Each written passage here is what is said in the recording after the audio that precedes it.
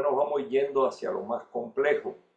Y por ejemplo, vamos a abrir esta plática con la definición, lo que son las masas de aire y los sistemas frontales.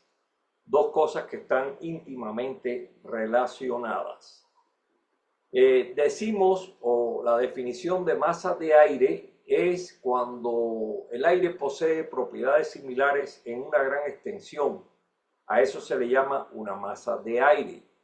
En cada nivel, la temperatura y la humedad tienen aproximadamente los mismos valores sobre grandes distancias horizontales.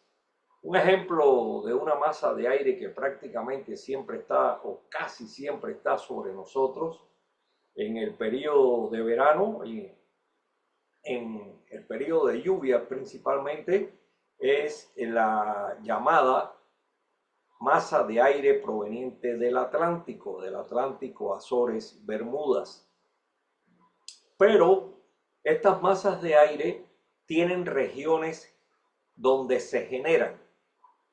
Para que una masa de aire tome propiedades uniformes es necesario que se estacione más o menos durante cierto número de días sobre una gran región donde la superficie subyacente tenga características uniformes.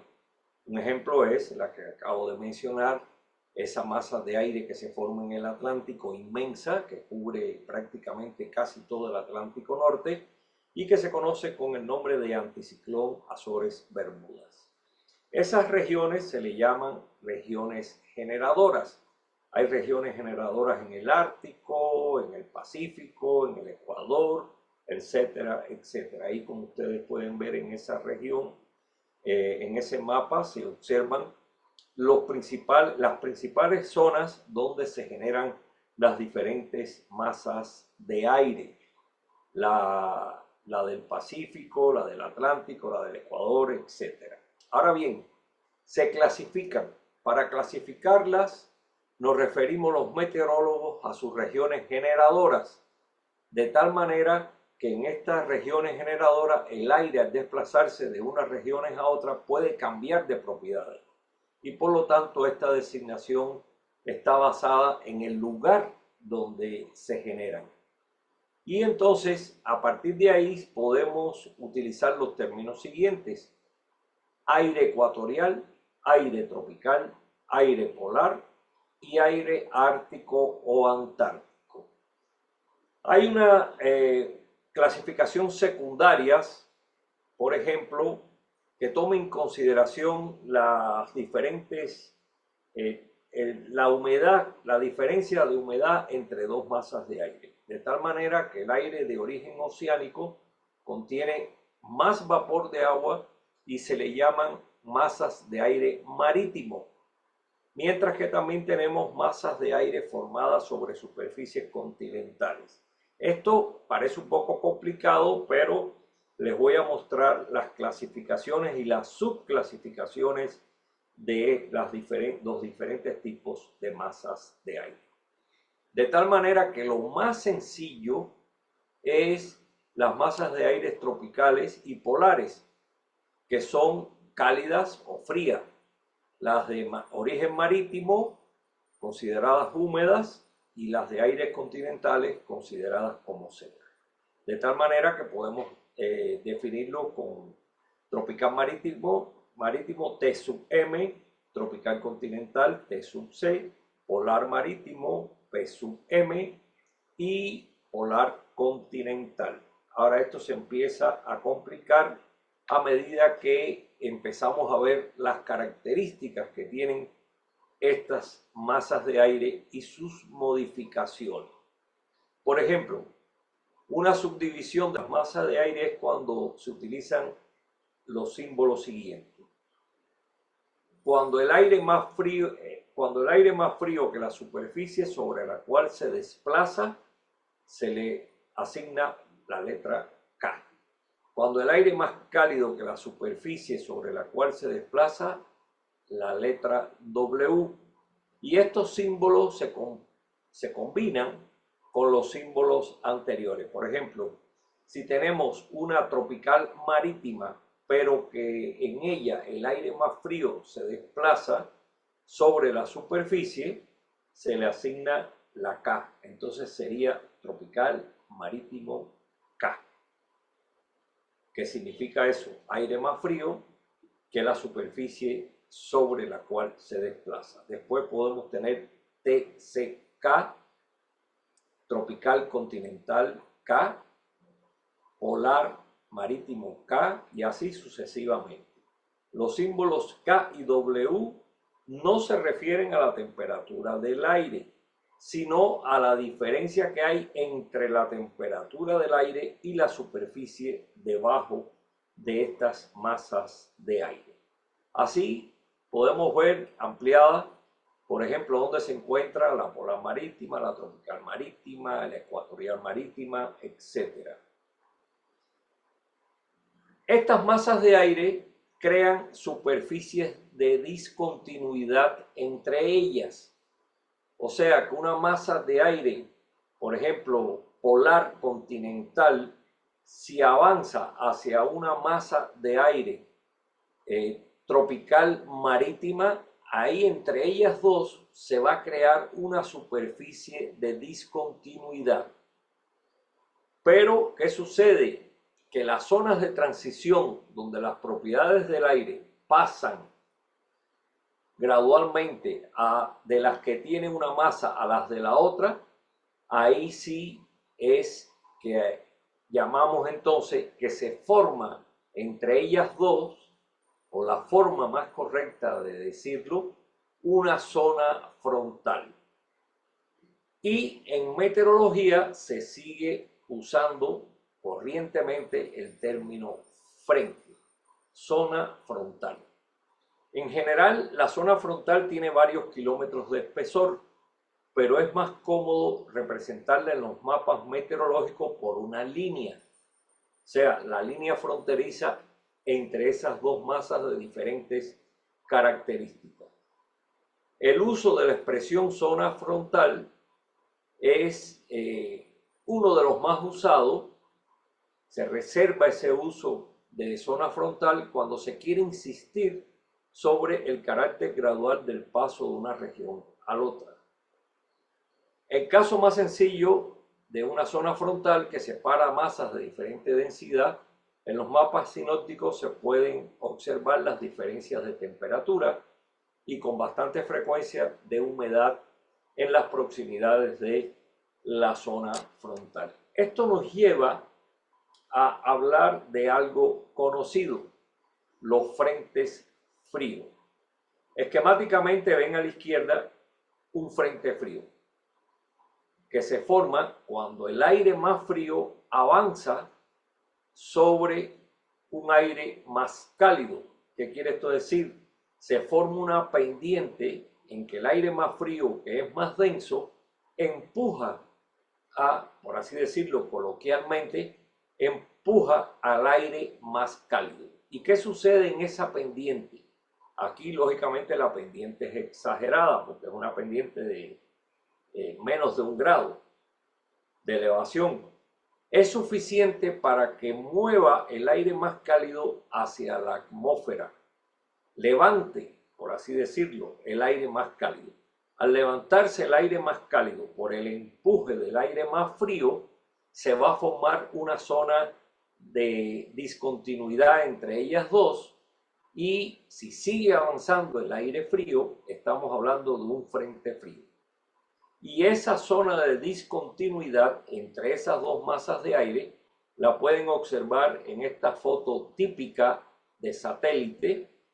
Esto que ven aquí, esta banda que tiene unos cientos de kilómetros, no más, poquitos kilómetros, serían unos 100, 200 kilómetros de ancho, es precisamente lo que corresponde a lo que ven en el esquema, donde se forman las lluvias y las nubes de tormenta. Y en este caso es lo que está cruzando sobre la región occidental de la isla de Cuba. Detrás está el frente frío, en la zona despejada. Y delante está el aire cálido, tropical marítimo, aire cálido, que es empujado vertiginosamente y forma la banda frontal. A esto se le llama frente frío, a esta banda frontal, que en los mapas del tiempo se marcan como una línea de color azul con cúspides hacia adelante. Es un frente frío que se mueve empujado por la masa de aire que viene detrás de zonas del oeste hacia el este. Aquí más arriba, a medida que avanzamos por esa línea de discontinuidad del frente frío, vemos que se forma un ciclón invernal, que más adelante les vamos a hablar de ello. Y también un frente cálido, que también hablaremos más adelante. El frente frío, como vieron en el esquema anterior, está compuesto, o la zona frontal, de gran cantidad de nubes. Entre ellas las nubes predominantes son los cumulonimbus, que ya los habíamos visto, que son las nubes de tormenta, los nimbus stratus, que son nubes de lluvia, y en el aire frío se forman pequeños cúmulos de buen tiempo, vamos así decirlo. Coloquialmente, no me gusta utilizar la palabra buen tiempo, porque es buen tiempo para algunos y para otros no. Pero en el aire frío apenas hay nubes y son nubes de pequeño grosor. Este es el esquema de un frente frío y la nubosidad asociada al mismo. Como ustedes pueden ver, aquí se señala una escala en kilómetros de 0 a unos 120 kilómetros no más. Es el ancho que tiene la banda del frente frío. Principales características de estos frentes fríos: una mayor pendiente que la asociada a otro frente, que produce el levantamiento brusco del aire caliente. Son los que más rápido se pueden mover y tienen el cambio más brusco. Pueden tener líneas de tormenta en la banda, o incluso hay frentes fríos que aparece delante de la banda, algo que en inglés se le llama squall line o línea de tormenta. ¿Qué se observa en el frente frío? O sea, en esa banda que vieron ustedes en la imagen del satélite. Antes de la llegada del frente, la temperatura comienza a aumentar. Antes de llegar el frente, la línea de discontinuidad, la temperatura aumenta. Si estuviéramos dentro del aire cálido, vemos como el termómetro comienza a ascender. Pero después que pasa esa línea o esa frontera, comienza a descender bruscamente. ¿Qué nos está indicando? Si estamos en un lugar observando, primero la temperatura aumenta, y después que pasa esa línea de discontinuidad nos vamos a encontrar en el aire frío. Por lo tanto, bruscamente desciende la temperatura. El viento, ¿qué sucede con el viento? Tiene un giro anticiclónico, o sea, a favor de las manecillas del reloj. Cuando estamos en el aire cálido, delante de esa línea que todavía no nos ha llegado, los vientos van a ser de componente sur. Cuando pasa por encima de nosotros, comienza a girar el viento del sur al oeste. Y después que estamos en el aire frío, se impone el noroeste y el norte. Eso es lo que sucede en el Golfo de México. Un ejemplo, el puerto de Veracruz. Allá le dicen surada antes de que llegue el frente frío que viene avanzando por el Golfo de México. ¿Por qué? Porque los vientos son de componente sur. Después se ponen del oeste cuando ya tenemos el frente sobre nosotros, y después viene lo que allá en Veracruz le llaman el norte, o sea, los vientos del norte, que son secos y fríos.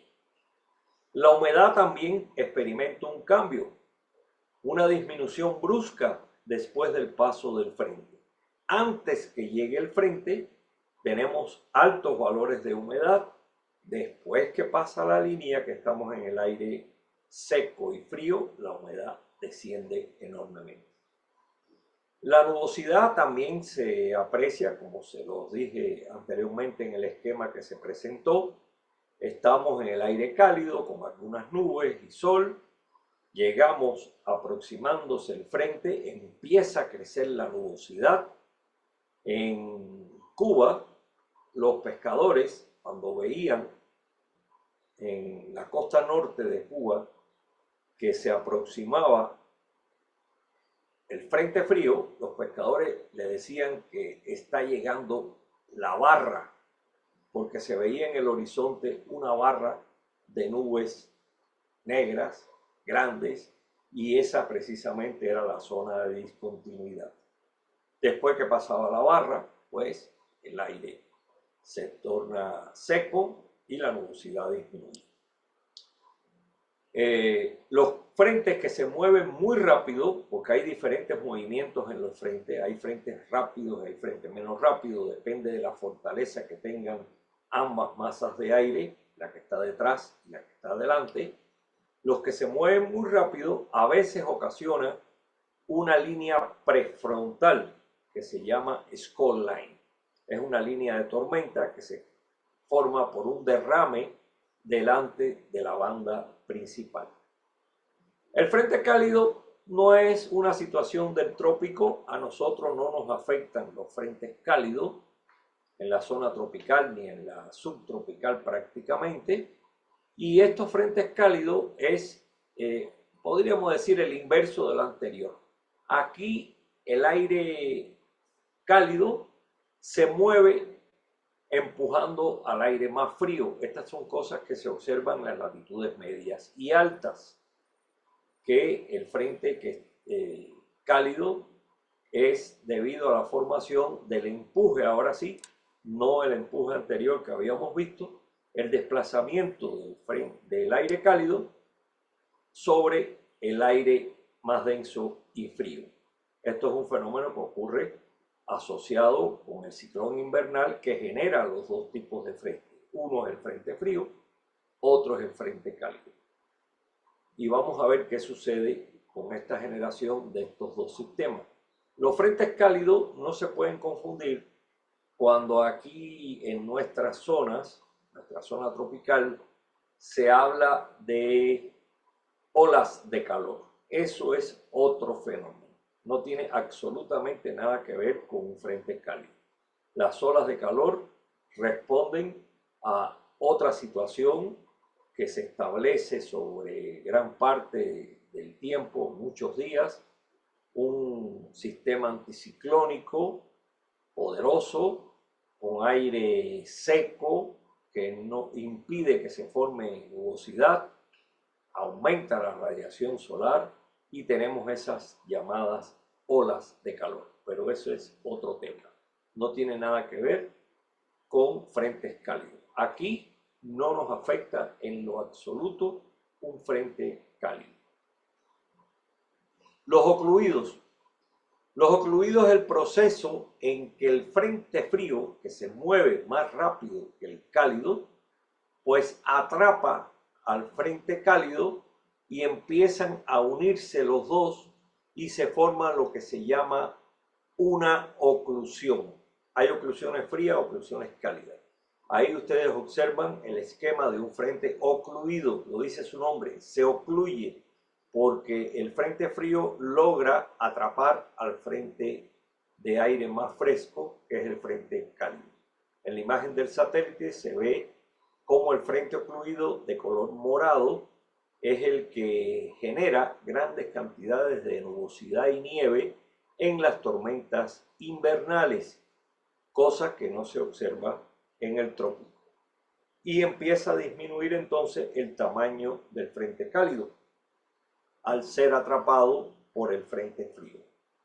Aquí tenemos dos tipos de oclusión, una de aire cálido y otra de aire frío, oclusión fría, oclusión cálida. En ambas se forman grandes conglomerados de nubes y son esas tormentas invernales en las latitudes medias y altas en que se pasan varios días nevando porque prácticamente la precipitación cae en forma de nieve, nieblas, son esas tormentas tremendas que azotan todo lo que es los Estados Unidos del centro hacia el norte allá en Nueva York recurrentemente ocurren, incluso en este momento está ocurriendo una oclusión de uno de esos tipos. Los ciclones extratropicales o bajas extratropicales, a mí me gusta darle el nombre de ciclones invernales, es cuando más frecuentes son, no quiere decir que no ocurran en otras épocas del año, pero estos ciclones extratropicales tienen las características que se forman en latitudes medias y altas. Esto fue descubierto por la escuela noruega, por Bjerknes y Solberg, a partir del final de la Segunda Guerra Mundial. Son los que lograron hacer el modelo. El modelo de ellos es lo que está a la izquierda y la imagen de satélite está a la derecha. O sea que el modelo de ellos es el que persiste hoy en día y que se puede observar perfectamente ese modelo real con las imágenes satelitales. Un ciclón invernal, que es lo que se observa en la imagen del satélite, en una baja extratropical poderosa, con un frente frío, que es el que se observa aquí, donde se une con el cálido, que el cálido es más pequeño, y después ocurre la oclusión, que es la que llega hasta el centro de esa tormenta invernal. La característica de los ciclones extratropicales o bajas extratropicales, ciclones invernales, es que a diferencia de los ciclones tropicales, ellos no tienen un ojo definido, son áreas de bajas presiones donde vemos que giran en contra de las manecillas del reloj en el hemisferio norte, la presión disminuye de la periferia hacia el interior, el área que ocupa en comparación a las ocupadas por los anticiclones es menor y presentan un gradiente de presión horizontal fuerte. Está formado por al menos dos masas de aire distintas y de ahí que tengan las fronteras. En este caso, la frontera es el frente frío, la línea azul, el frente cálido, la línea roja, y el frente ocluido que va hacia el centro del ciclón invernal. Estos ciclones invernales están acompañados de un tiempo terrible, malísimo, lluvias, generan oleaje, etc. Y otra diferencia notable con los ciclones tropicales es que los vientos en este caso son mayores del centro hacia la periferia. O sea, contrario a un huracán en que los vientos más fuertes ocurren de la periferia hacia los alrededores del ojo del huracán. O sea que aquí la diferencia es totalmente contraria. Tienen un ciclo de vida, un estadio inicial, un estado de onda o ciclón naciente, aquí lo pueden ver, la 1. Un frente estacionario comienza a ondularse, empieza a generarse un área de bajas presiones en la etapa 2, se empieza a incrementar su estructura, llega a ciclón joven y finalmente el estado ocluido. Después del ocluido, prácticamente comienza ya el debilitamiento. Estos ciclones recorren gran parte de los Estados Unidos, de este a oeste, se internan en el Atlántico, comienzan a moverse por todo el Atlántico, llegan a Europa y después comienza el debilitamiento a medida que se internan en el continente europeo. Esto es un mapa del tiempo donde están representados todos estos sistemas que les mencioné anteriormente. Este mapa del tiempo es de hace algunos ayeres, pero es típico por la formación que tiene de prácticamente todos los sistemas. Aquí en el Pacífico tenemos un gran anticiclón marcado por una H, o en el caso en español sería una A, anticiclón poderoso. Tenemos aquí la L, que significan áreas de bajas presiones, aquí se pueden ver.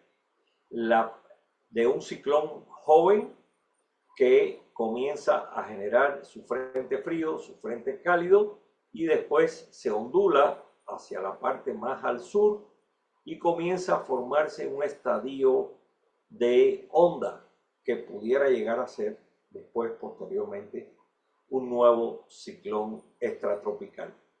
Estos se forman en familias. Primero el joven pasa a ser más viejo posteriormente, el joven comienza a fortalecerse y después empiezan a generarse en la parte sur los ciclones o las ondulaciones del estadio de onda. Aquí tenemos otro estadio de onda cerca de la Florida con un frente frío que está afectando hasta Yucatán y un pequeño frente cálido. Esto, a medida que avanza hacia el Atlántico, encuentra condiciones y comienza a generar un ciclón ya mayor, extratropical, ciclón invernal.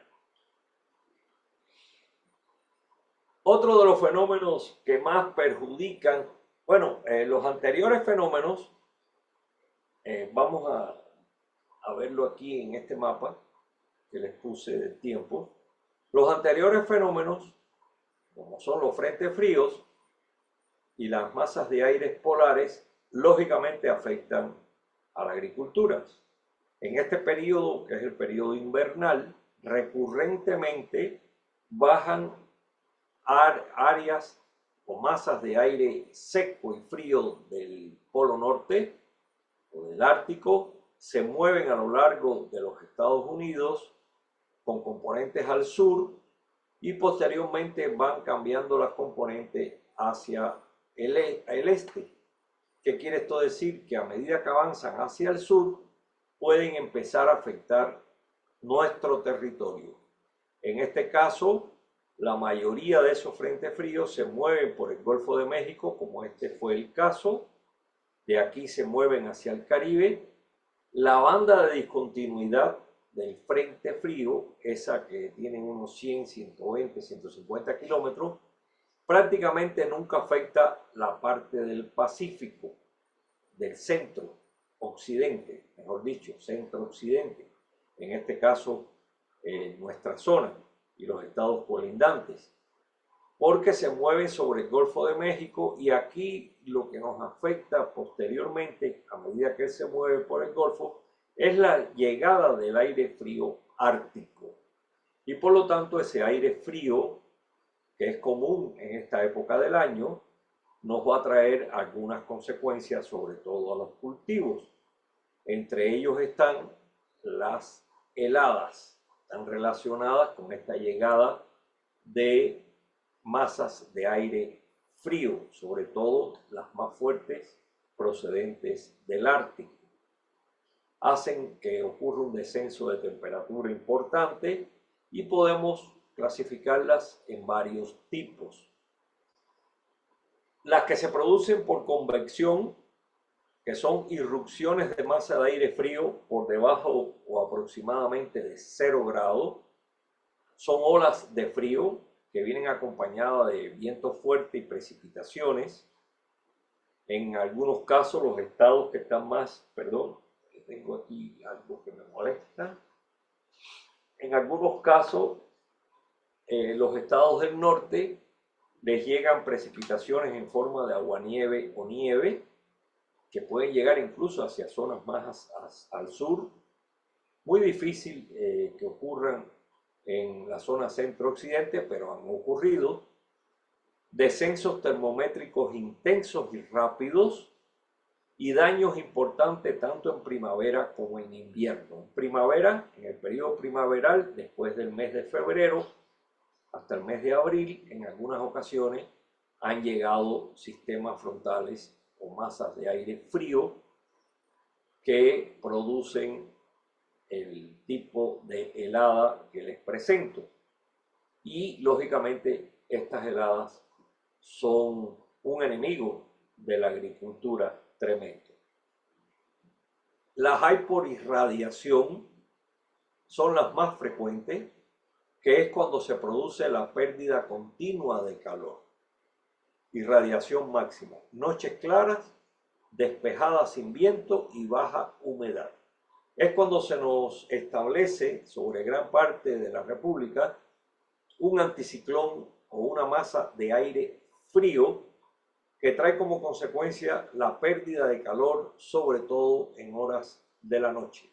Ya les había hablado que las noches claras son más frías que las noches nubladas, y cuando esta situación ocurre por mucho tiempo, por muchos días y por muchas horas, nos vamos a estar enfrentando a unas heladas por irradiación. Hay otras causadas por el enfriamiento producido cuando se evapora el agua. Esas son las nieblas de evaporación. Ahora bien, ¿qué pasa con las heladas? Las heladas es un enemigo de la agricultura, indudablemente, cualquiera sea.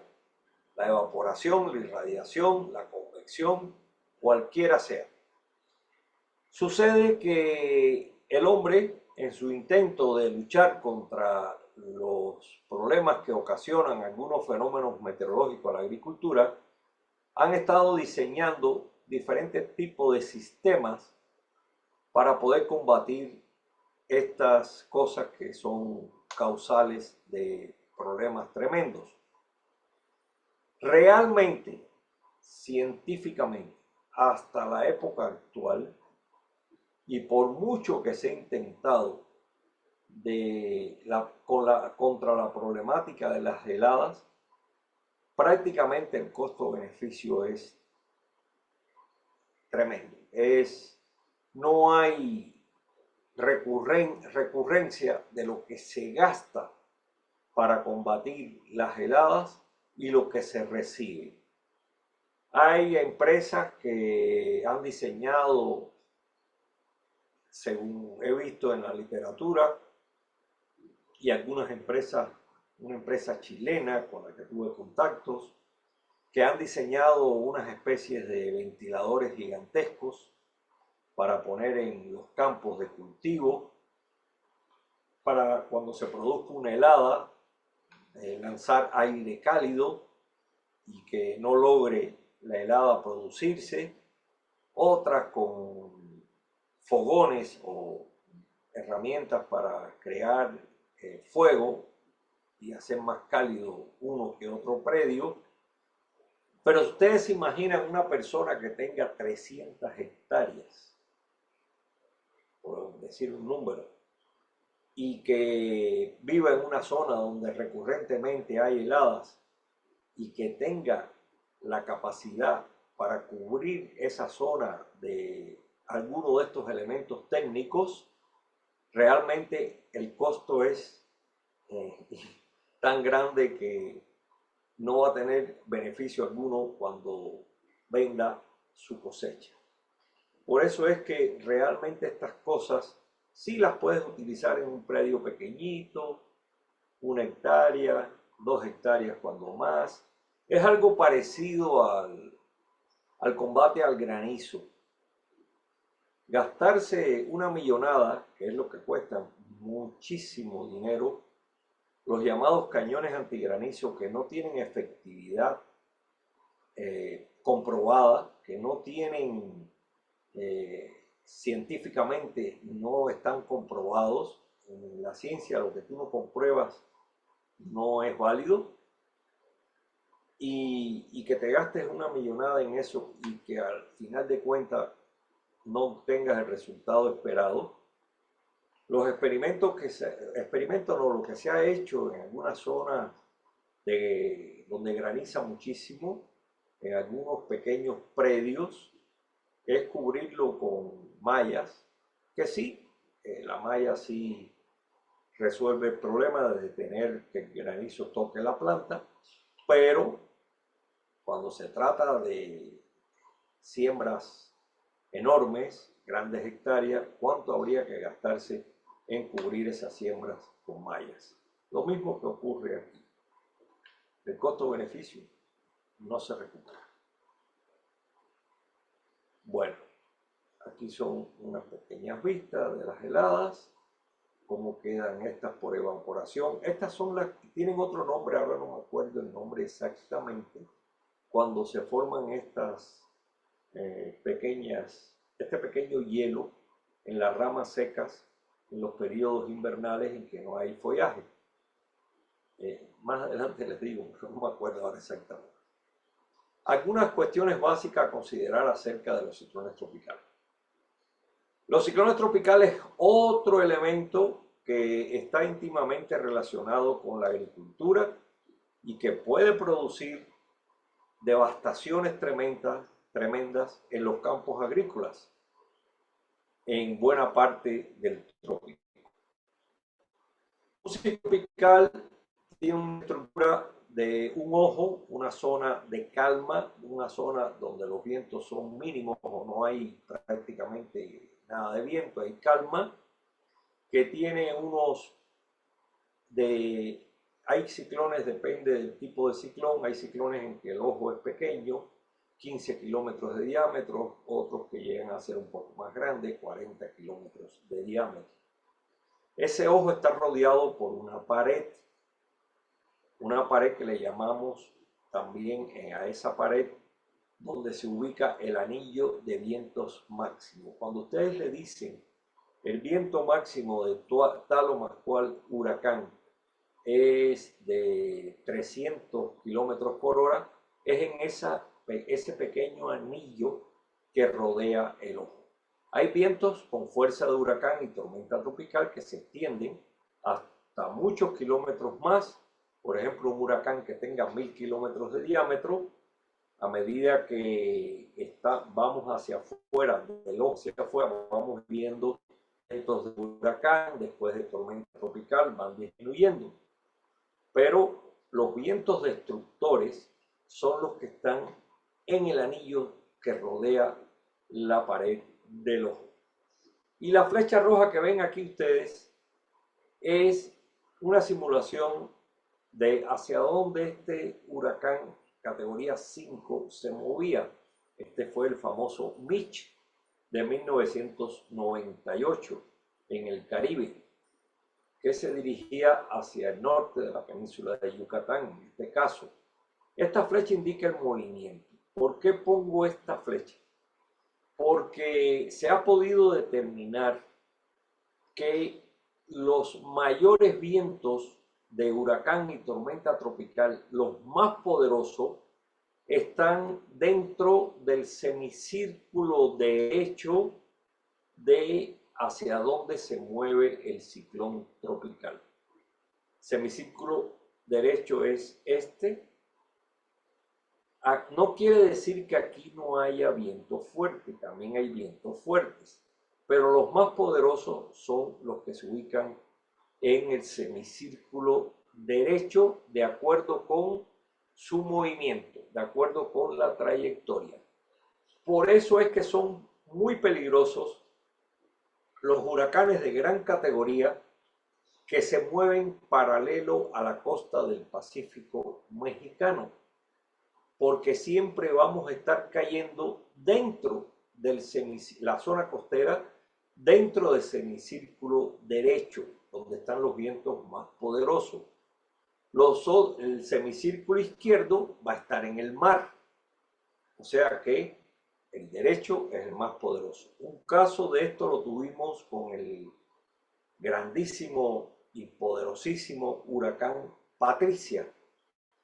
Patricia se enfiló hacia la costa sur de Jalisco y tocó tierra en un punto medio de la costa sur de Jalisco, o sea, de Barra de Navidad hacia el sur, no exactamente hacia el norte. Por eso es que muchas personas nos decían, bueno, yo estuve en Vallarta bajo el impacto de Patricia. Sin embargo, los vientos en Vallarta no eran tan fuertes. ¿Por qué? Porque Patricia dejó caer su fuerza del semicírculo derecho desde el sur, de la parte media sur de la costa sur de Jalisco hacia Manzanillo. Ahí fue donde sufrieron más, ahí fue donde devastó prácticamente la agricultura.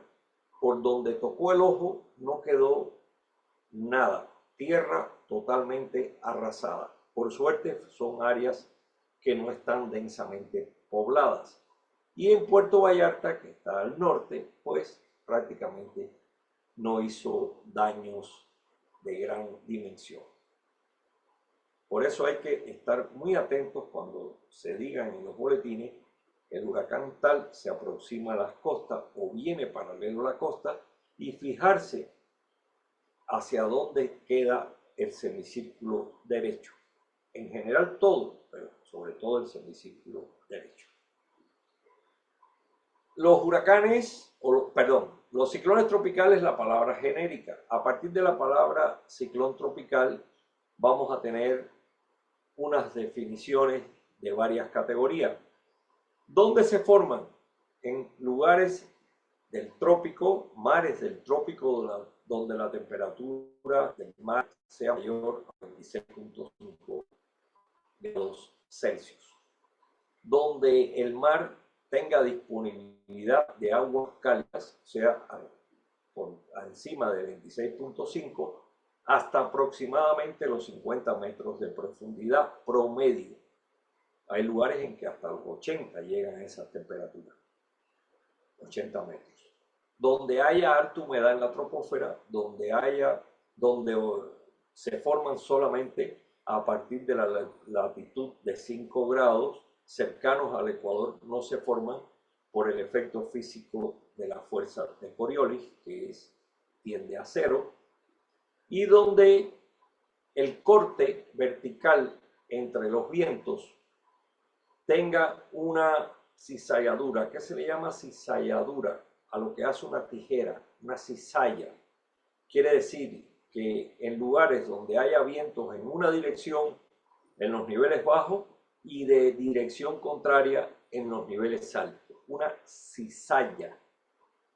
Hagan esto los vientos en la vertical, en la troposfera baja, en una región dada, y en la troposfera alta de otra región, y que sean menores a 10 metros por segundo. ¿Por qué esta situación de la cizalladura o el shear, como se dice en inglés, o la corriente cortante, como le dicen ahora en español? ¿Por qué? Porque cuando existe cizalla o vientos cortantes menores a 10 metros por segundo en una región dada oceánica, vamos a tener acumulación de energía. Si en esa región hay grandes conglomerados nubosos de lluvia, que están dando lluvias en esa zona, de la lluvia surge la energía en forma de calor latente. Y si existe la cizalla menor de 10 metros por segundo, esa energía se empieza a acumular dentro de esos conglomerados nubosos, no se escapa y ayuda a que pueda formarse el vórtice en contra de las manecillas de reloj o en el sur, hemisferio sur, a favor, y por lo tanto el inicio de un ciclón tropical. Esto son condiciones necesarias. Ahora, necesitan, a pesar de esas condiciones, esas 5 condiciones necesarias, se necesita tener una condición suficiente, que no siempre está. Estas 5 condiciones pueden existir y existen diariamente en muchas zonas de los océanos tropicales. Sin embargo, no siempre hay un ciclón tropical, porque falta el mecanismo disparador, la condición suficiente.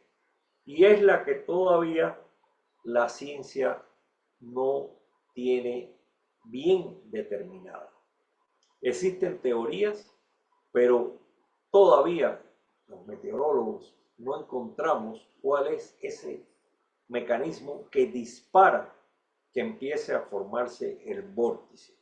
Y eso lo vemos, por ejemplo, en los modelos de pronóstico físico-matemáticos. Aquí tenemos el modelo europeo a las 7 de la mañana del 26 de agosto de 2024, el modelo nos decía que en esta región, al sur de Puerto Rico, había probabilidades de formación de un ciclón tropical. Sin embargo, 24 horas después, a las 7 de la mañana del 27 del mismo mes, agosto de 2024, el modelo desapareció por completo la formación del vórtice. O sea, no apareció la condición suficiente para que se formara el ciclón tropical que anteriormente había previsto el modelo. Por lo tanto, aún con los modelos mejores, uno de ellos el modelo europeo, no se tuvo la certeza de la formación del ciclón tropical. La frecuencia de los ciclones tropicales en el Pacífico es esa que ustedes ven ahí. A partir de finales del quincena, de la segunda quincena del mes de agosto hasta el mes de octubre, encontramos la mayor frecuencia de formación de ciclones tropicales en el Pacífico tropical, o sea, el Pacífico este de nosotros, pegado a la costa del Pacífico mexicano. En el Atlántico es muy parecido, no la puse para no aburrirlos con... Entonces, ven ahí ustedes que la gráfica roja significa la cantidad de huracanes y tormentas tropicales y la amarilla la de huracanes, o sea, de tormenta tropical pasa al estadio de huracán. En el Pacífico, el número promedio de sistemas que se forman por año es alrededor de 16 tormentas tropicales, que, o sea, son a los que se le pone nombre. Huracanes se forman alrededor de 9 y de los más intensos, categoría 3 o mayores, el promedio es 4. O sea que de esos 16 con nombre, 9 son huracanes, 4 son de esos huracanes, de esos 9, llegan a alcanzar categoría 3 o superior, que son los más dañinos, y el resto pasan su vida como tormenta tropical. Número de huracanes en 100 años en el Pacífico Oriental y su incidencia en las costas de México. Por ejemplo, en las costas del Pacífico, en 100 años de estudio, vemos que alrededor de 5 a 24 se han formado en el mes de junio, cerca de las costas. El resto se forman más hacia mar adentro, 25 a 49, y algunos pocos hacia zona del centro de esa región. En julio, todavía algunos se forman cercanos a la costa, pero la mayoría se forman hacia mar adentro, o sea, alejado de nuestras costas. Perdón, me faltó julio, septiembre.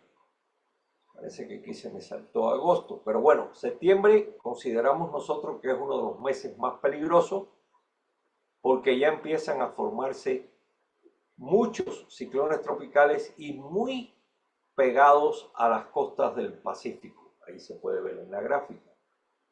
Y octubre ya comienzan a ser menos y comienzan a alejarse más de las costas. En noviembre ya son muy pocos. Vamos a hablar ahora de los principales impactos. Si me permiten un momentito, que voy a buscar un poco de agua, me reseca la garganta.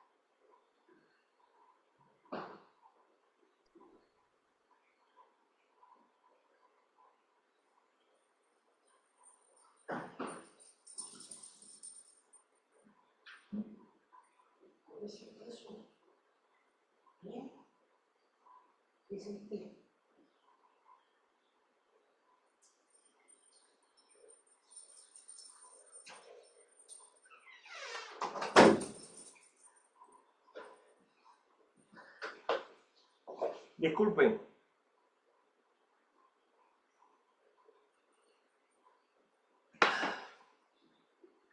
Vamos a ver ahora los principales impactos de los ciclones tropicales. Hay una escala para ver la categoría de cada uno de los ciclones tropicales. Los ciclones tropicales en un inicio, cuando los vientos máximos no superan los 60 kilómetros por hora, se le llama depresión tropical. Si esa depresión tropical logra rebasar vientos máximos en zonas cercanas al centro, alrededor del centro, mayores a 60 kilómetros por hora, se le comienza a llamar tormenta tropical. Y a esa tormenta tropical se le asigna un nombre. Es cuando se le pone el nombre, que ya están los nombres hechos, las listas están hechas por la zona nuestra, la región meteorológica 4, que es la región por la OMM nuestra. Ya esos nombres están hechos con listas de 6 años. Al 7º año se repite el 1 de la lista que está prehecha. Se quitan aquellos que fueron los más dañinos y se sustituyen por la misma letra. Se pone un nombre de mujer, un nombre de hombre, intercalados en ellas. La depresión tropical es el inicio. La tormenta tropical le continúa con vientos máximos de más de 60 kilómetros por hora hasta 120 o 118 kilómetros por hora. Y cuando sobrepasan esa cifra, entonces se le llama huracán. Pero ¿qué sucede? Que dentro de los huracanes hay una subcategoría. Cuando los vientos rebasan o están dentro de 118, 120 kilómetros por hora hasta 153, los daños que ocasionan son mínimos y se le llama categoría 1. Si superan los 154 hasta los 177, ya los daños son mayores, moderados, y se le llama huracán categoría 2. Si sobrepasan los 177 hasta los 209, los daños son extensos. Por eso A partir de ahí se llaman huracanes mayores, huracanes mayor o huracanes muy intensos. Si pasan de 210 hasta 250, se le llama huracanes extremos. Se le asigna como categoría 4 y los daños son extremos. Y si superan los 250 kilómetros en adelante, los daños son catastróficos y son los famosos categoría 5.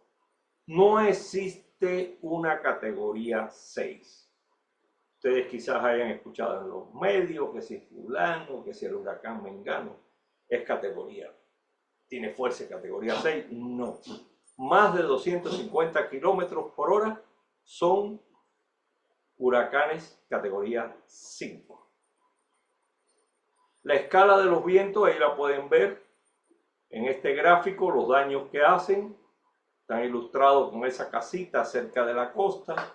Categoría 1, como ven, los daños no son tan grandes. Después la categoría 2 se incrementa, empiezan a volar los techos, los árboles comienzan a dañarse. A 3, ya diga, la 4 ya son vientos que destruyen todo a su paso. Y la 5 es totalmente tierra arrasada. El mar, que es uno de los más terribles, la marejada ciclónica, aquellas zonas que están cerca de las costas, también el mar influye en las zonas costeras de una manera tremenda, categoría 1, con algún oleaje. Cuando empieza a llegar a categoría 2, ese oleaje aumenta, empieza a penetrar un poco más en la costa. Ahí vemos un categoría 2 que se aproxima, empieza a penetrar levemente en la costa. Cuando llegamos a categoría 3, ya prácticamente empieza a cubrirse todo por esa marejada ciclónica que penetra cientos de metros tierra adentro, kilómetros incluso. Categoría 4, que ya es imposible detener ese mar furioso, varios kilómetros adentro de la zona costera, incluso donde hay cultivos, empiezan a ser cubiertos por el mar. Y categoría 5, que ya prácticamente no queda nada. La extensión de los vientos con fuerza de huracán varía de acuerdo con el tamaño del sistema.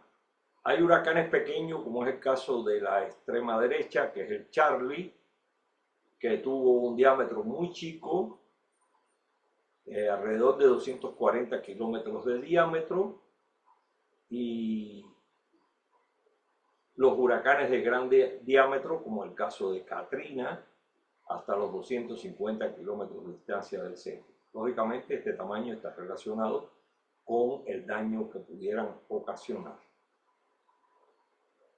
El grado de peligro que representan las inundaciones depende de varios factores. La velocidad del ciclón. Si el ciclón es muy lento, porque hay determinadas velocidades de acuerdo con las condiciones meteorológicas, si el ciclón es muy lento, lógicamente los daños van a ser mayores, porque va a estar prácticamente azotando durante muchas horas un mismo lugar.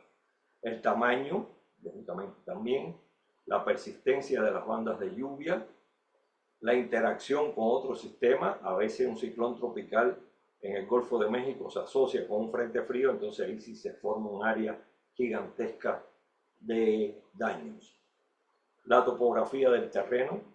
No es lo mismo lo que ocurre aquí en el Pacífico, que tenemos la barrera de la Sierra Occidental, que por eso prácticamente jamás un huracán va a llegar con toda su fuerza a zonas del interior del estado, ya que la protección que tenemos de la Sierra Occidental acaba con la estructura del huracán, y aquí llega, sí llega lluvia, llega algo de viento, pero no con la fuerza que llegó a la costa.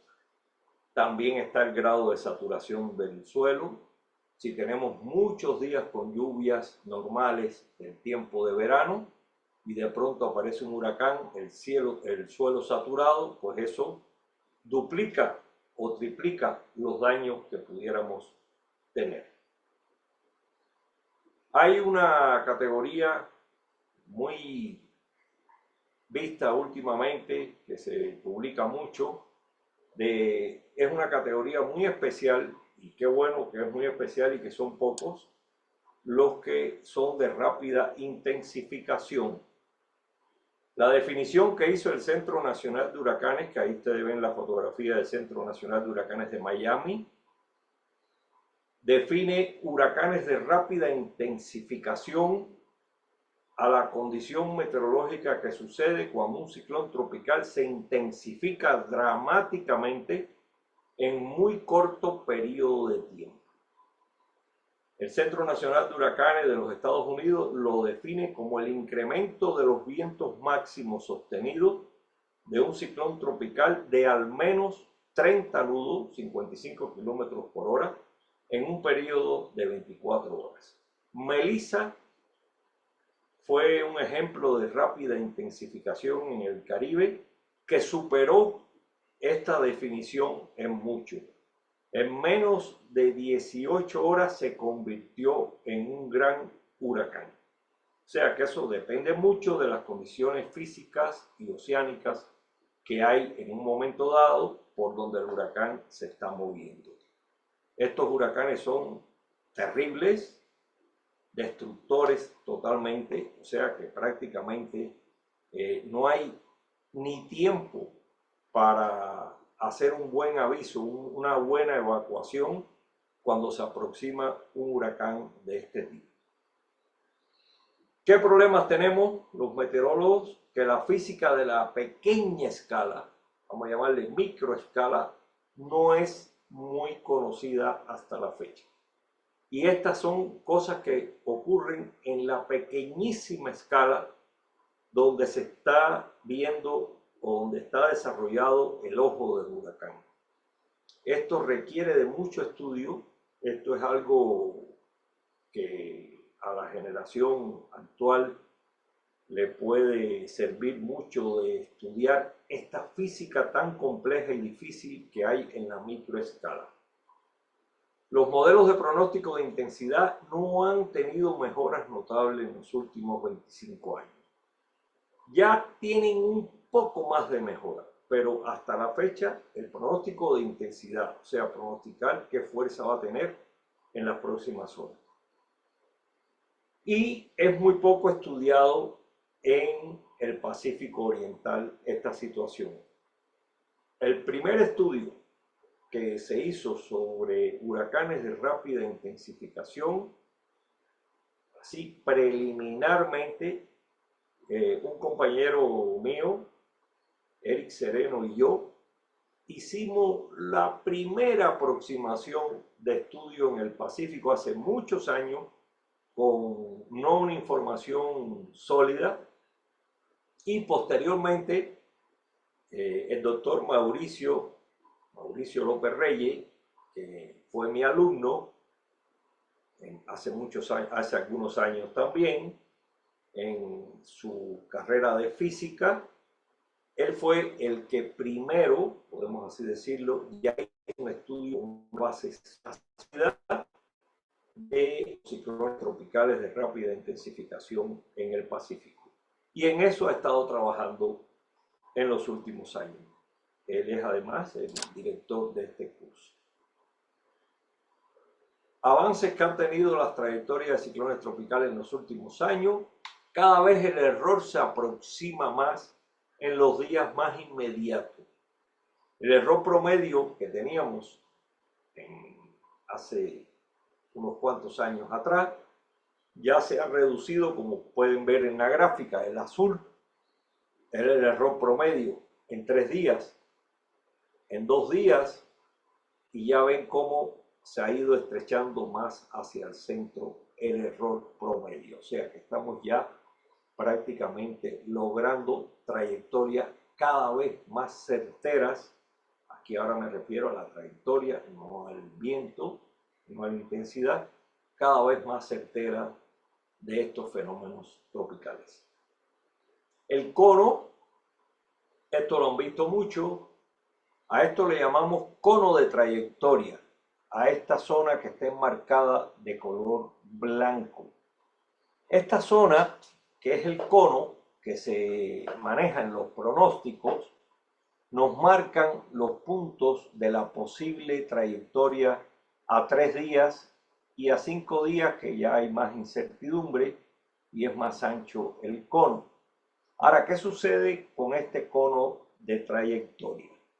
El cono indica el probable paso del centro de la tormenta, no el tamaño de la tormenta. Por eso podemos tener un paso de la tormenta, o vamos a así decirlo, por esta zona, cercana a Cabo Hateras. Por esta zona podemos tener un huracán, pero si es de gran diámetro, incluso puede estar afectando ya a Cabo Hateras. Pero el cono no nos indica, el cono solo indica el probable paso de la tormenta.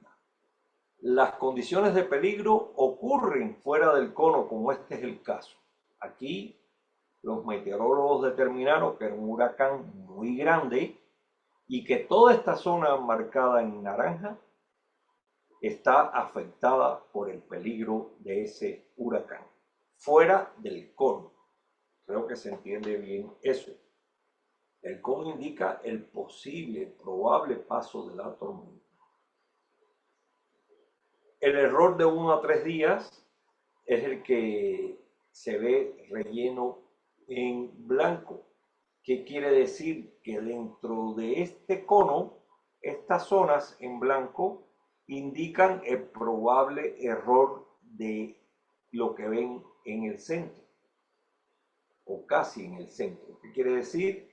Que si está en esta posición a las 8 de la mañana del lunes, el pronóstico puede variar dentro de esta área. O sea, puede moverse un poco más a la izquierda, un poco más a la derecha, porque es el error promedio que se conoce de los modelos de pronóstico. El relleno punteado, lógicamente el error avanza a medida que vamos a los 4 o 5 días. En esta temporada ciclónica, ya al haber un error promedio más exacto que en años anteriores, mejor, los modelos de pronóstico están trabajando mejor. El Centro Nacional de Huracanes hizo pronósticos a 7 días, este es a 5 días. Pero ahora está en fase de ver o de calcular cómo se comportaron los modelos con los errores. Y el color naranja es la extensión de los vientos, hacia donde llegan vientos en un momento dado. El pronóstico estacional, esto es algo que se discute mucho. El pronóstico estacional de los ciclones tropicales. Son perspectivas para la actividad estacional, no son un pronóstico de impacto de un ciclón tropical en algún territorio en particular. Esto se maneja mucho por los servicios meteorológicos, tendiendo a varias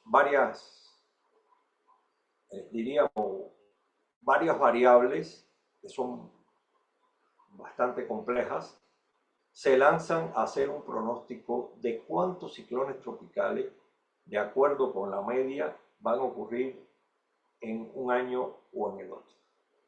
Por ejemplo, aquí dice que el Atlántico va a ser una temporada ciclónica por encima de lo normal, que se pueden formar de 17 a 25 ciclones tropicales, 4 a 7 de ellos, 8 de ellos pueden alcanzar la categoría de huracán, o 7 pueden ser mayor o mayores, y esto es tirado contra una climatología de 16 o de 15 a 16. Quiere decir que va a ser una temporada ciclónica, según ese pronóstico, y va a ser una temporada ciclónica con ciclones por encima de lo normal. El Pacífico, que iba a estar por debajo de lo normal, y el centro del Pacífico, que iba a estar cerca de lo normal. Pero como ustedes pueden ver, no le interesa a quien tiene que tomar medidas. Por ejemplo, Protección Civil, no le debe interesar si va a ser una temporada ciclónica muy activa en el Atlántico, muy baja en el Pacífico. Porque estos modelos no te dicen de esos que van a ocurrir, de acuerdo con su pronóstico, cuál te va a tocar. Por lo tanto, el que tiene la obligación de estar atento a la formación de ciclones tropicales no debe ver esta situación, porque no le resuelve problema alguno. Esto es lo que siempre nosotros recomendamos.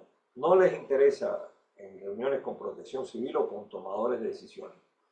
No, porque el periódico dijo que iba a haber tanto y que tanto. No, señor. No podemos decir antes de que surge el fenómeno para dónde va a ir. Por lo tanto, hagan caso omiso de esa situación. Ustedes estén alerta desde el 15 de mayo hasta el 30 de noviembre en el Pacífico, 1 de junio hasta el 30 de noviembre en el Atlántico, de los que se van a formar y para dónde van a ir. O sea que es algo que no tiene operativamente ningún valor. Para que no se olvide, el cono solo muestra información acerca de la incertidumbre de la trayectoria. Repetir en esto, el cono no avisa sobre impactos específicos, representa la probable trayectoria del centro del ciclón tropical, el cual como promedio estará dentro del círculo el 67% de las veces. Ha habido mejoras desde 2004 hasta el año pasado en cuanto al cono. En morado ven el cono que se utilizaba en el 2004, que quiere decir que los errores de los modelos eran mayores desde el primer día hasta el quinto día. Después, en el 2014, el cono se estrechó un poquito más, se estrechó bastante con respecto al 2004. En 10 años mejoraron mucho los pronósticos de trayectoria. Y en el 2024 se estrecha ligeramente más el cono, muy poquito. Quiere decir que hasta la fecha estamos en esa situación, una situación de un cono que nos permite dar un error no tan grande, al menos en los primeros 3 días. ¿Estaremos al límite? No se sabe. ¿O ya llegamos al límite? No sabemos. Hay que seguir trabajando con los modelos de trayectoria.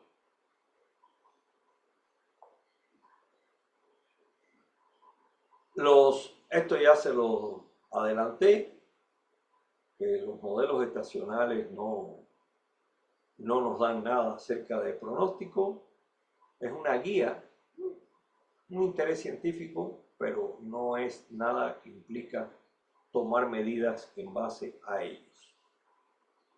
Los medios desinformativos, no informativos, desinformativos.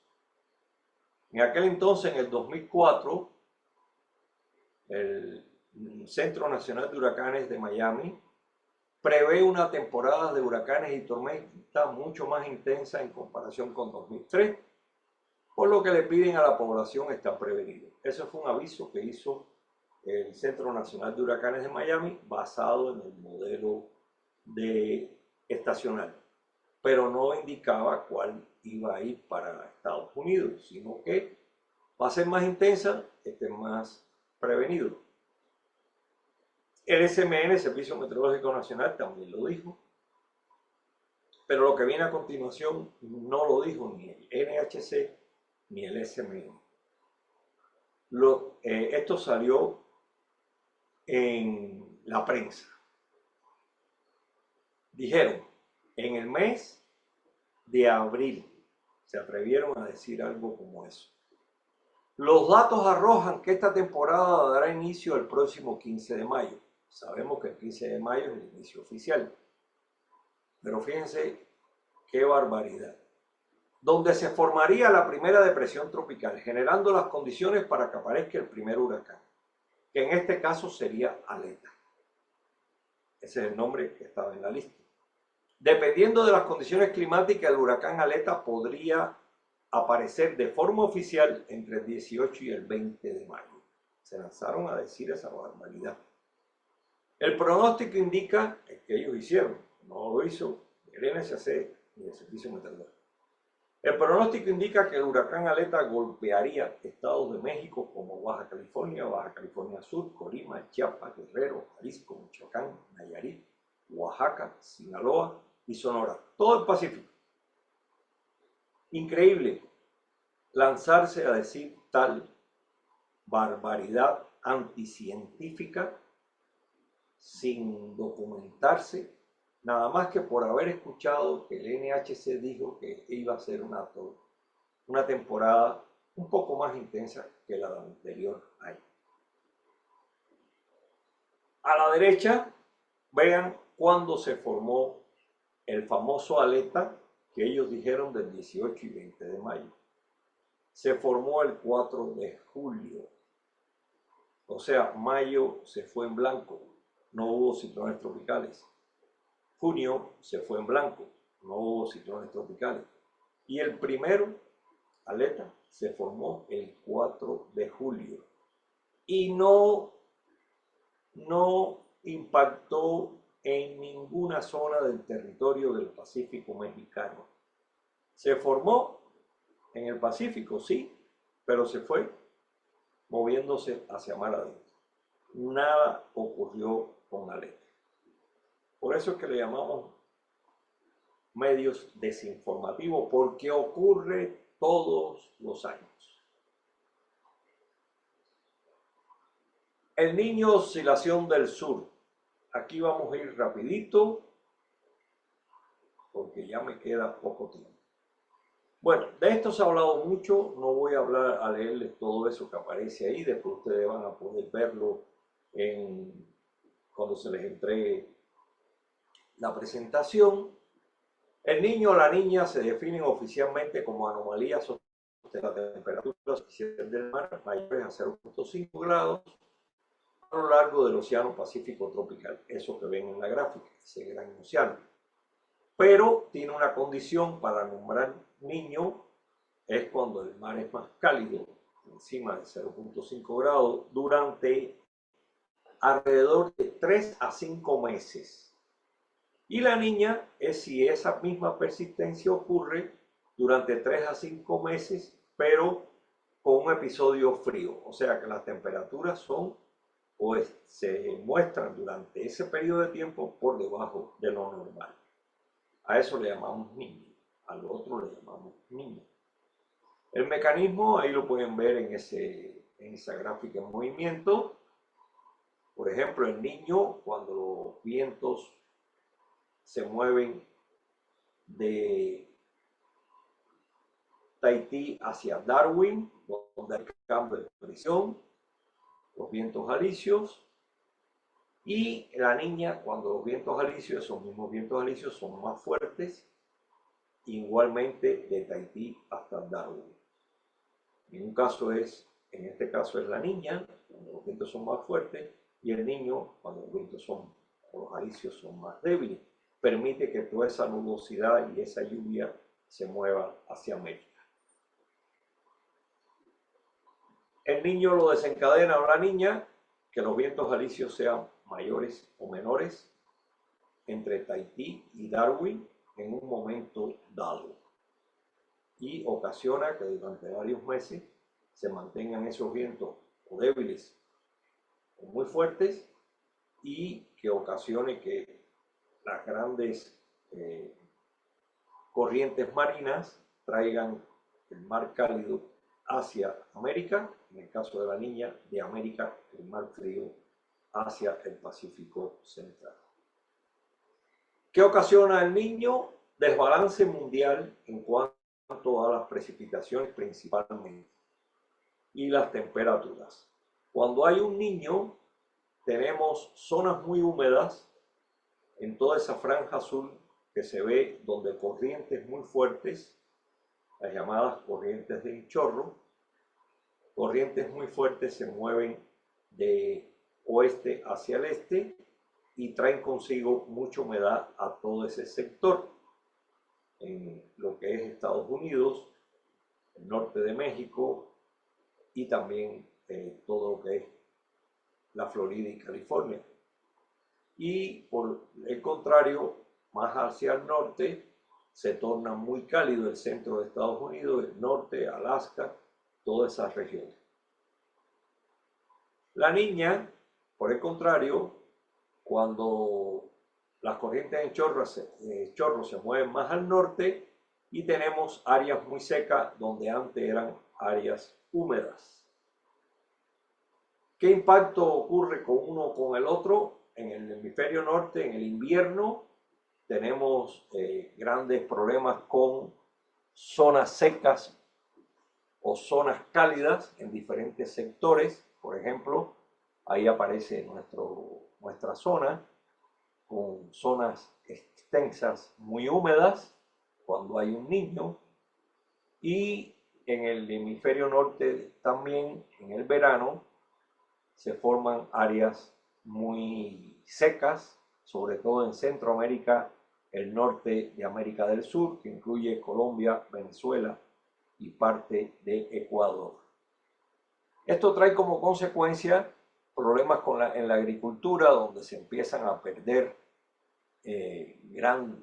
grandes valores por las hectáreas que se pierden de cultivos, provocadas por este desbalance que hay en la atmósfera, que llueve en lugares donde no debía llover en ese momento, o no llueve donde debería llover, o sea, se trastorna completamente. Colombia ha estudiado esto que ven aquí, cómo la malaria se incrementa notablemente en años niños o niñas. La curva de la malaria tiene incremento porque todo esto está combinado con la condición meteorológica que ocurre en la región. Nosotros hemos estudiado el efecto de Enos en nuestra zona y hemos extendido un poco más al sur el área que ocasiona el Niño en los inviernos, que se tornan inviernos fríos y húmedos en gran parte del territorio mexicano. A nivel mundial, la presencia del Enos es una forma corta de el niño o la niña, oscilación del sur, está ligado con los cambios de presión entre Darwin y Tahití, que son los que ocasionan que se incrementen o no se incrementen los vientos alisios. Repercute, entre otras cuestiones, en el comportamiento de las precipitaciones, que eso da lugar a intensa sequía durante la época de lluvias o aumentos extraordinarios de las lluvias en épocas de poca precipitación. Por lo tanto, hay un desajuste de las condiciones climáticas que conocemos como normales, las condiciones promedio. El pronóstico, este es de hace apenas unos días, el último pronóstico que se hizo de cómo se va a comportar el Enos en los próximos meses. Ahí ustedes pueden ver que en este momento estamos bajo el impacto de una niña que la estamos catalogando como débil, la niña débil y de corta duración, que apenas hasta el mes de febrero va a estar presente, o sea, aguas más frías en el océano Pacífico tropical, y esto implica que vamos a tener un periodo invernal en nuestro país con áreas muy secas durante los meses de diciembre, enero, parte de febrero, por debajo de lo normal. O sea, un invierno más seco de lo normal, con valores promedios por debajo de la media histórica. Posteriormente, a partir ya de marzo, empezará a debilitarse la niña y entraremos hasta ahora en un largo periodo de neutralidad, que quiere decir que no vamos a tener impacto de niño ni de niña. Pero en esto hay que verlo con cierta incertidumbre, porque estos son modelos de pronóstico a muy largo plazo y pueden tener algunos cambios a medida que transcurran los meses. Lo que sí está con certidumbre es la niña. Esa sí va a seguir persistiendo y que va a ser débil durante los próximos 3 meses. Pero ya a partir del mes de mayo hay que ver con mucha cautela si la neutralidad puede cambiar abruptamente y nos enfrentemos a un periodo lluvioso bajo o a un periodo de lluvias bajo impactos del Niño, que eso sí pudiera causarnos algún problema en la agricultura, porque en periodos de lluvia, cuando está presente un niño, vamos a tener un temporal muy irregular, meses muy lluviosos que se combinan, o áreas muy lluviosas en una zona determinada, en un estado determinado, y otras áreas menos lluviosas. Los agricultores aquí en México le llaman a esos temporales pinto. No estoy diciendo que vamos a tener un temporal pinto producto de que vamos a tener un niño. Eso todavía no podemos afirmarlo. Lo que sí podemos afirmar que al menos los próximos 3 meses, bajo el impacto de una niña, con tiempo seco en buena parte de Jalisco y de los estados colindantes, y posteriormente un periodo de neutralidad normal, vamos así decirlo, que pudiera haber un cambio en los últimos meses de este pronóstico. Principales retos que tienen la predicción en general del niño, pronósticos diarios, los pronósticos que son los pronósticos a largo plazo, etc. Cada modelo tiene dificultades. Hay que investigar más en la física de los modelos, la resolución de los modelos, la temporalidad, etc. Errores también en las condiciones iniciales por los problemas de los datos. En computación hay algo que dice que si tú a algo le inyectas trash, basura, lo que vas a obtener es basura. Por lo tanto, hay que confiar, hay que tener un alto grado de confiabilidad, que los datos que se le están metiendo a los modelos físico-matemáticos, numéricos, son confiables o tienen errores, que eso va a darnos al traste con errores en la interpretación del modelo. La asimilación de datos, que son pocos, esto quiere decir que los modelos funcionan con todo lo que hay en la red de vigilancia meteorológica mundial de la OMM, pero también hay que incluir asimilaciones de datos que se tienen las boyas automáticas, los aviones, los barcos, etc. Los sistemas acoplados o sistemas que son los que más se utilizan en este momento, los más confiables, los ensembles o acoplados, que hay que empezar a trabajar en ellos. El carácter caótico, que ya sabemos que es el sistema climático, y los impactos sobre el sistema global, que son poco conocidos. Finalizando, bueno, antes de finalizar, esto lo dijo un gran científico, sobre todo científico que estudió y estudió muy bien el Niño Oscilación del Sur. Él dejó esa frase para la historia. Actuando en concierto, el océano y la atmósfera son capaces de crear una música que ninguno de ellos puede reproducir por separado. El niño es un ejemplo de esta música. Ahí ven el grafiquito, que siempre vamos de periodo lluvioso a periodo seco, después periodo lluvioso y así sucesivamente. Y ya por último, esto muy rápido, reflexiones sobre el cambio climático y la variabilidad climática, que se confunde mucho y son dos cosas totalmente diferentes. No voy a entrar en detalles sobre el cambio climático y sus efectos, porque esto todavía está en el estudio de muchos científicos. Hay pros, hay contras. Yo voy a mantenerme neutral en este caso. Cambio climático es todo aquello en que el clima puede variar a largo plazo producto de la actividad humana. Variabilidad climática ha habido siempre.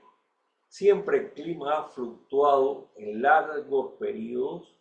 Son tan largos los periodos de variabilidad climática que la vida nuestra de un hombre no alcanza a estar en 2 variabilidades climáticas consecutivas. Caso podemos estar en una. La temperatura, que es uno de los factores que se habla de la variabilidad que hay en este momento, del cambio climático que hay, es que la temperatura ha tenido cambios en los últimos años. Después de muchos años con temperaturas por debajo de lo normal en México, después hubo periodos un poco cálidos que se combinan con periodos fríos. Esto es temperatura general, promedio de todo el país.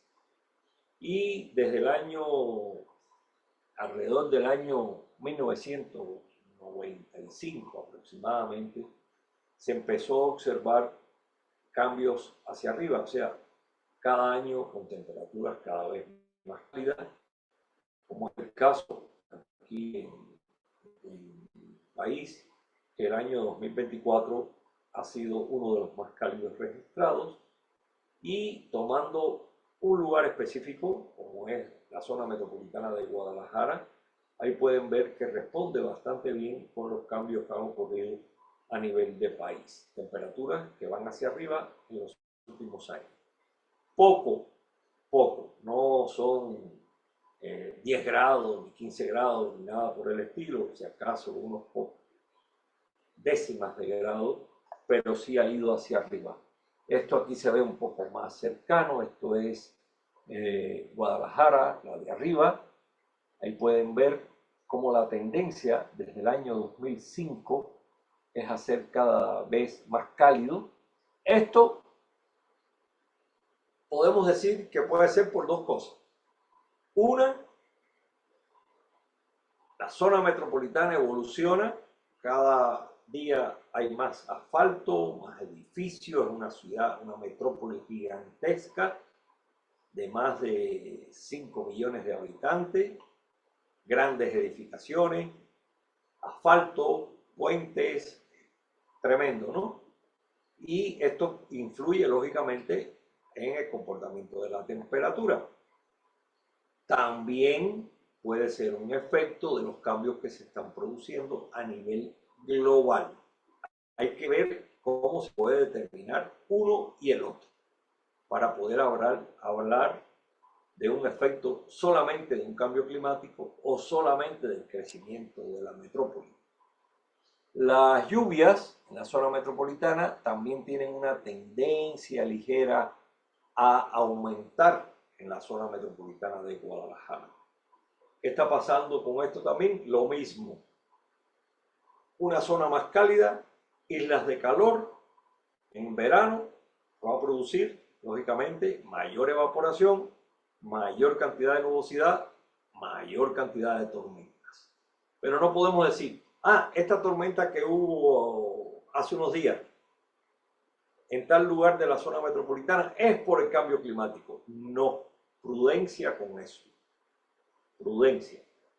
Puerto Vallarta, que es costa.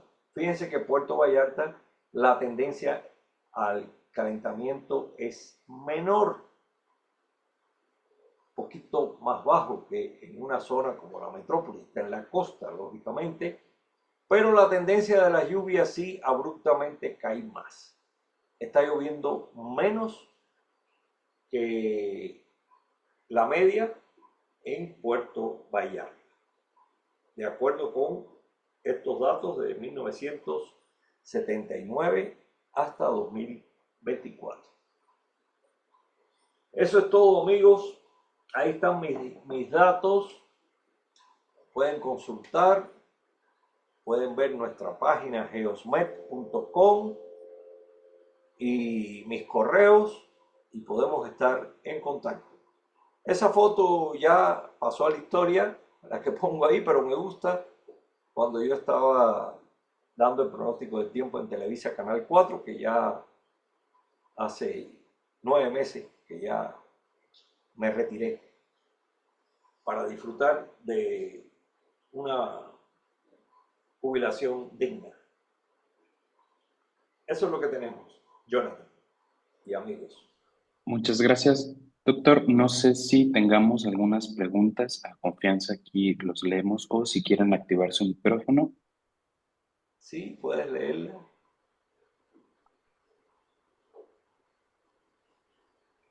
si hay alguna pregunta, alguna duda de lo que hemos hablado. Creo que no, doctor. Hay Sí. una. Dice Ramón Rubio, doctor, ¿la diferencia entre huracán y tifón es solo el nombre? Solo en el nombre por la zona.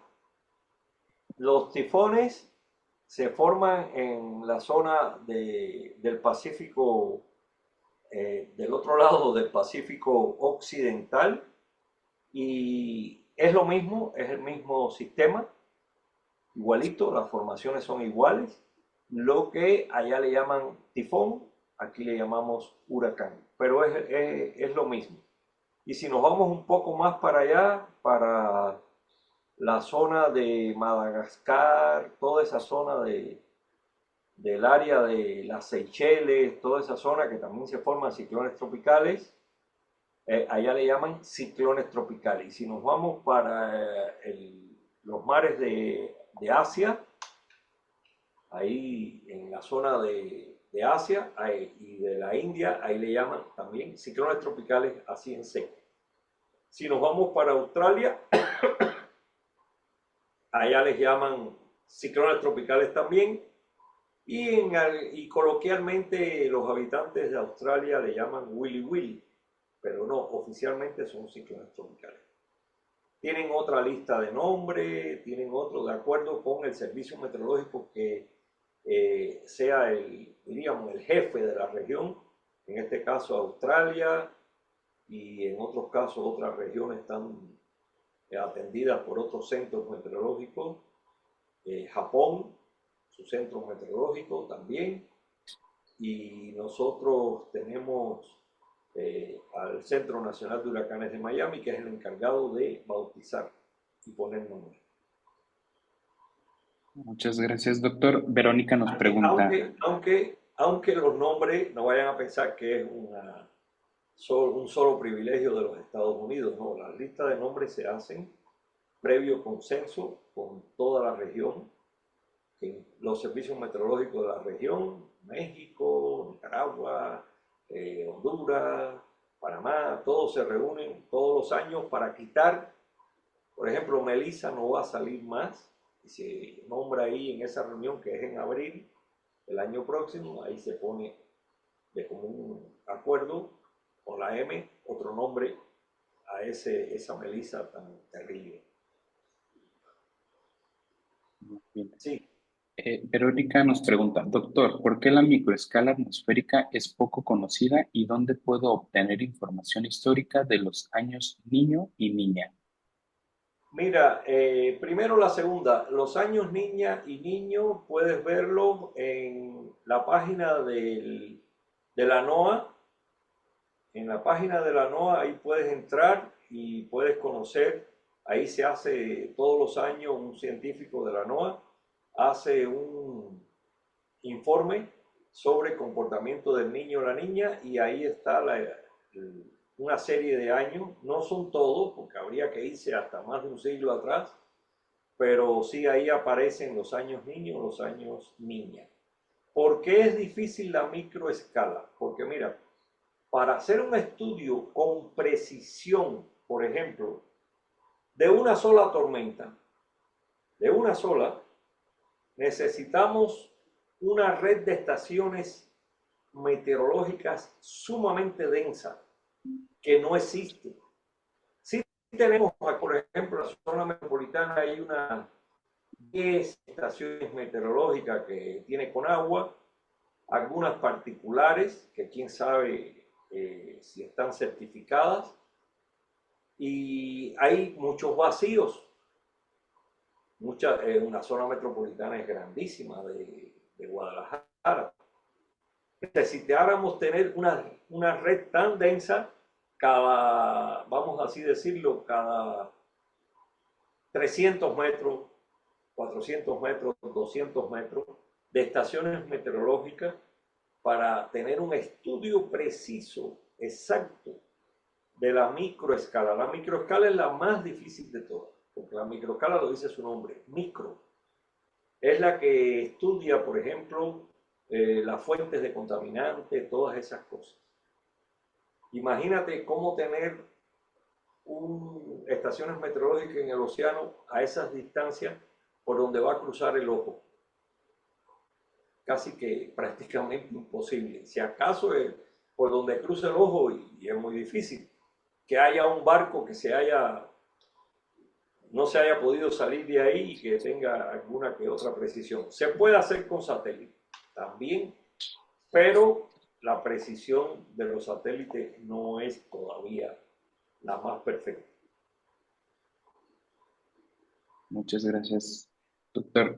Nos comenta Eric si la presentación va a estar disponible. Claro que sí, les vamos a poner la presentación junto con la grabación de la clase para que puedan repetirla o visualizarla y estará disponible a partir de mañana junto con una actividad. Nos dice Sergio, doctor, ¿alguna opinión del fenómeno Dana de presión aislada en niveles altos? Porque en Valencia, España, no se pudo predecir rápidamente el nivel de catástrofe. Buena pregunta esa. Mira, Dana es un nombre que le dieron los españoles a ese sistema. Aquí en América no se le nombra como Dana. Aquí se le nombra como, bueno, en los Estados Unidos fueron los primeros en nombrarlo como cutoff low. En español eso quiere decir baja de corte. Es una zona de bajas presiones que se desprende de la circulación general. Es una zona de bajas presiones que, por ejemplo, en la atmósfera existen ondas, ondulaciones, que se llaman ondas de Rossby. Esas ondas de Rossby se mueven de oeste a este siempre. Y entonces, ¿qué sucede? Que en una onda, o sea, una depresión de la onda, se forma en la parte sur una pequeña área de bajas presiones. Eso es lo que le llaman allá una dana y lo que le llamamos aquí nosotros baja de corte. También se le llama tormenta invernal, mal dicho. No es una tormenta invernal, es una baja de corte, que se forman usualmente en latitudes más al norte. Aquí se forman usualmente en la zona de California y la península de California. En esa zona, en el periodo invernal, en algunas ocasiones se forman ese tipo de circulaciones ciclónicas que avanzan sobre el norte del territorio nacional. No llegan a territorios más al sur. Y en algunas ocasiones esas zonas de bajas de corte son zonas tempestuosas donde se forma el frente frío y el frente pequeño cálido. Es como si tuvieran una baja extratropical, que ya la vimos en la clase, o un ciclón extratropical, lo tuviéramos en escala menor sobre el noroeste del país. Eso es lo que allá le llaman Dana y lo que nosotros le llamamos, los meteorólogos técnicamente, baja de corte, y al público, cuando el SMN lanza el comunicado de tiempo tempestuoso en el noroeste del país, le dicen que es una tormenta invernal. Muchas gracias, doctor. Creo que ya no tenemos ninguna otra pregunta. Y antes de despedirnos,